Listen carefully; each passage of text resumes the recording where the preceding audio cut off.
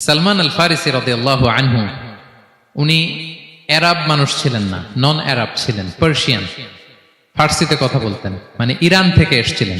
উনি প্রথমে অগ্নি উপাসক ছিলেন। কি ছিলেন?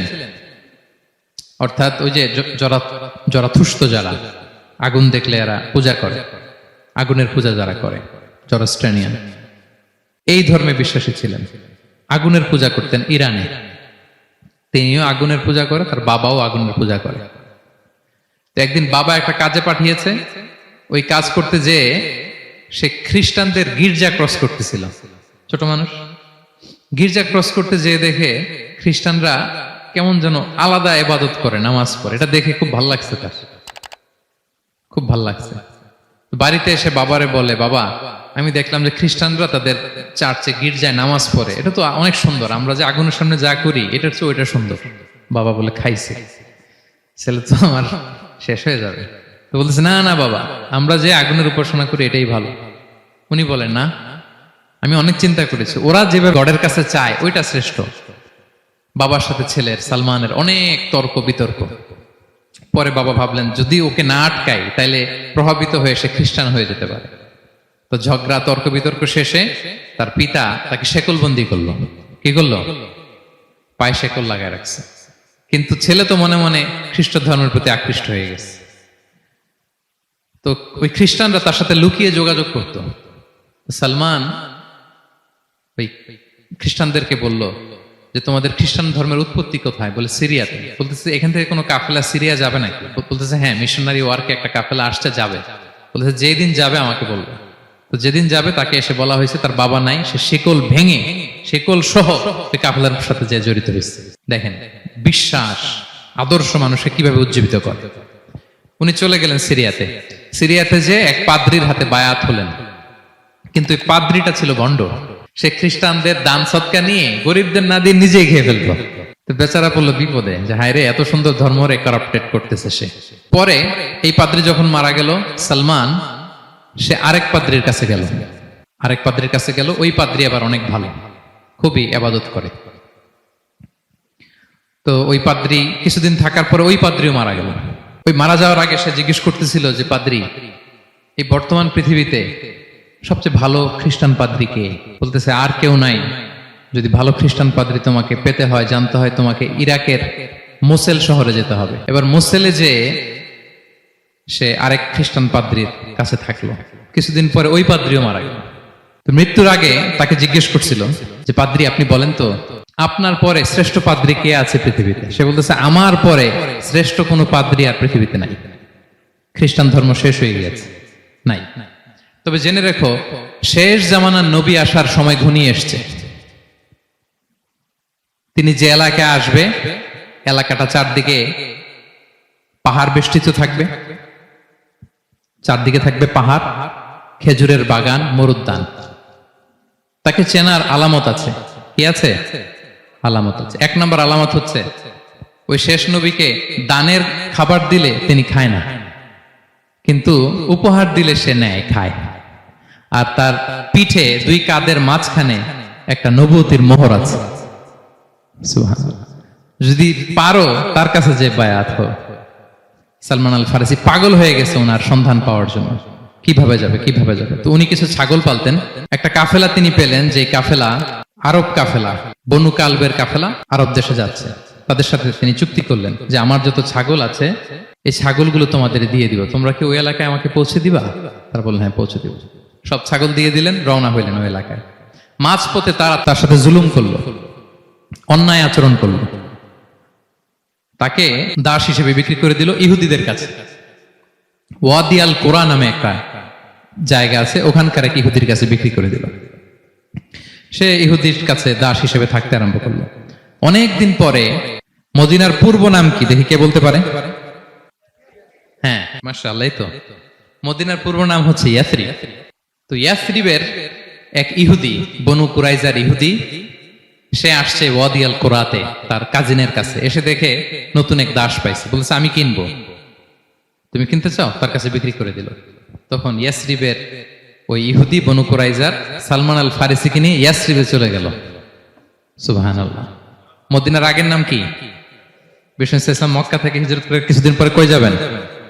সত্যের অনুসন্ধানে যদি আপনি হন, সত্য আপনি পাবেনই, সত্যের কাছে আপনি পৌঁছাবেনই, এতে কোনো সন্দেহ নাই। দেখেন বিষ্ণু ইসলাম ওই এলাকায় আসবেন, আসার আগে আল্লাহ তাআলা সালমানকে নিয়ে ওখানে পৌঁছায় দিয়েছে।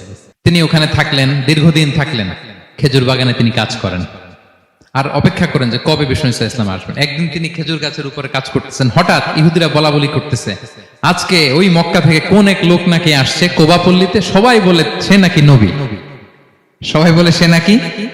এই কথা শুনে উনি খুশিতে ওই খেজুর গাছ থেকে ধপাস করে নিচে পড়ছে। নিচে পড়ে মালিককে বলতেছে, কে আসছে কে আসছে।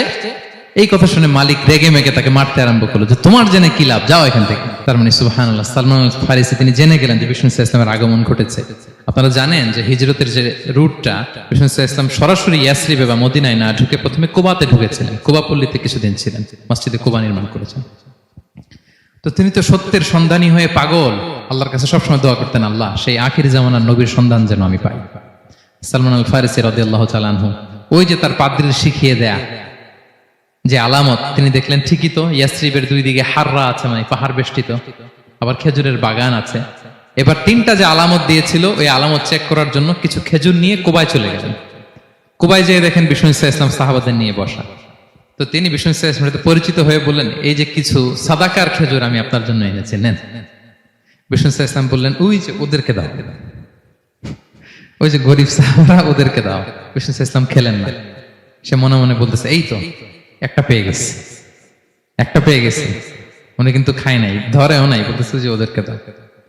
দিল, সাহাবারা খেল। এরপর বিষ্ণু ইসলাম কুবা থেকে মদিনায় চলে গেলেন, তখনও মদিনার নাম হয়নি, ইয়াসরিবে গেলেন। এবার কিছুদিন পরে আরো কিছু খেজুর নিয়ে সালমান রাদিয়াল্লাহু তাআলা আনহু বিষ্ণু ইসলামের কাছে গেলেন। এবার যে বললেন, কিছু খেজুর আমি উপহার হিসেবে আপনার জন্য এনেছি, আপনি কি গ্রহণ করবেন? বিষ্ণু ইসলাম বললেন, অবশ্যই গ্রহণ করবো। বলেই তিনি একটা নিয়ে খেতে শুরু করলেন, খেলেন এবং বিতরণ করলেন। মহা খুশি, এই তো পেয়ে গেছি দুইটা সাদাকার খেজুর, বলেছি ধরেও নাই, খায় নাই। যখনই বললাম উপহার, খেয়েছে। এবার বাকি রইল কয়টা? সেটা কি? নবুয়তের সিলমোহর, দ্য সিল অফ প্রফেসি। এটা তো দেখা এত সহজ না, যদি এদিকে থাকে, জামা পরে থাকলে দেখা যাবে? তো এটার জন্য প্রায় যায়, কিন্তু ব্যাটে বলে হয় না, ট্রাই করে কিন্তু দেখা যায় না। একদিন তিনি গেলেন, এবং এটার জন্য তো পিছে পিছে থাকতে হবে, কি বলেন? কথা নেই বার্তা নেই, হুট করে পিছু পিছু ঘোরা যায় নাকি কারো? একদিন একটা উপলক্ষ তৈরি হলো, সেটা কি? বিষ্ণু ইসলাম, এক সাহাবী মারা গেলেন বাকি উল গারকাদে, মানে যেটাকে আমরা জান্নাতুল বাকি বলি, ওই কবরস্থানে ওই লাশ নিয়ে যাচ্ছে, সবার সাথে সাথে বিষ্ণু ইসলামও যাচ্ছে। তো এখন তো একটা সুযোগ, পিছনে পিছনে যাওয়া যায়, কি বলেন? এইবার সালমান এসে পিছু ছাড়ে না, নবীজির পিছনে পিছনে যায়, কিন্তু স্বাভাবিক যাওয়া না। একটা আছে সিম্পলি হাঁটা, এরকম না, একবার এদিকে যায়, একবার ওদিকে যায়, একবার এদিকে যায়। আর অন্য সাহাবারা মনে মনে ভাবে, ঘটনা কি, এরকম করে কেন লোকটা? কিন্তু বিষ্ণু ইসলাম তো জানেন কেন এরকম করতেছে, ঠিক কিনা বলেন? বিষ্ণু ইসলাম সেদিন দুইটা চাদর পরেছিলেন, একটা নিচে আর একটা উপরে, নিচে লুঙ্গি আর একটা চাদরটা দিয়ে গা ঢেকেছিলেন। বিষ্ণু ইসলাম ইচ্ছে করে পিঠের চাদরটা একটু নিচের দিকে নামালেন, যাতে করে সে যেটা খুঁজতেছে ওটা দেখে ফেলে। বিষ্ণু ইসলাম চাদরটাকে একটু করে নিচে নামালেন, নামানোর সাথে সাথে তিনি দেখলেন দ্য সিল অফ প্রফেসি, মাহরুন নবুয়া। দেখার সাথে সাথে সালমান আল ফারিসি চিৎকার দিয়ে বিশ্বনবীকে জড়িয়ে ধরলেন এবং ওই জায়গাটাতে দুই ঠোঁট দিয়ে চুমু খেলেন, কাঁদতে শুরু করলেন। বিষ্ণু ইসলাম বললেন, কেন কাঁদো তুমি? এতক্ষণ আমি আপনাদেরকে যা শোনালাম, সালমান পুরো ঘটনাটা বিষ্ণু ইসলামের কাছে বর্ণনা করলেন। বললেন, ইয়া রাসূলুল্লাহ, এই জন্য কাঁদি, আমি ছিলাম অগ্নি উপাসক, সত্যের সন্ধানে আমি খ্রিস্ট ধর্ম গ্রহণ করেছি। 3 খ্রিস্টান পাদ্রী শেষ করে সর্বশেষ যে ভালো পাদ্রীটা, উনি বলছে যে উনি মরার পরে আর কেউ ভালো পাদ্রী নাই, আখির জামার পায়গাম্বার আগমনের সময় এসেছে। পাহাড়ি এলাকা, চারদিকে খেজুর বাগান, এরকম জায়গায় উনি আসবে। আর 3টা সাইন বলেছে, উনি সাদাকা খায় না, উপহার নেয়, খায়, আর তার পিছনে থাকবে মাহরুন নবুয়া, নবুয়তি সিল। সুবহানাল্লাহ।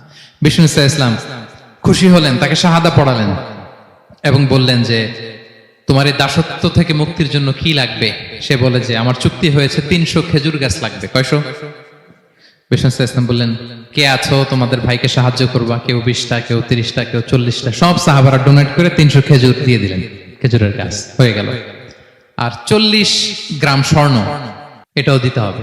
তো কোন এক যুদ্ধে বিষ্ণু ইসলাম একটা ছোট্ট স্বর্ণের টুকরে পেয়েছিলেন, বললেন যাও এটা নিয়ে ওজন দাও, ওজন দিলে দেখবা হয়ে গেছে। ওইটা নিয়ে ওজন দেয়া হলো, দেখা গেল মুহূর্তে একেবারে সমানে সমানে 40 গ্রাম হয়ে গেছে। সালমান আল ফারিসি রাদিয়াল্লাহু তাআলা আনহু তারপর থেকে মৃত্যুর আগ পর্যন্ত বিষ্ণু ইসলামের সাথে ছিলেন, সবগুলো যুদ্ধে অংশগ্রহণ করেছেন। এবং 5ম হিজরিতে ওই যে পরীক্ষা খননের কথা আমরা জানি না, দ্য ব্যাটল অফ ট্রেঞ্চ, এই বুদ্ধিটা আসছিল সালমান রাদিয়াল্লাহু তাআলা আনহুর মাথা থেকে। এটা হচ্ছে ওনার ব্রেন চাইল্ড। কারণ আরব দেশে এরকম পরীক্ষা খনন করার ট্রেডিশনই ছিল না। উনি তো আরব দেশের না, আসছে পারস্য থেকে। ওনার এই বুদ্ধি পরামর্শ নিয়ে বিষ্ণু ইসলাম 5ম হিজরিতে পুরো মদিনার চারদিকে খনন করে এই পরীক্ষা করেছিলেন। Be a part of our vision. Do listen and share the khair.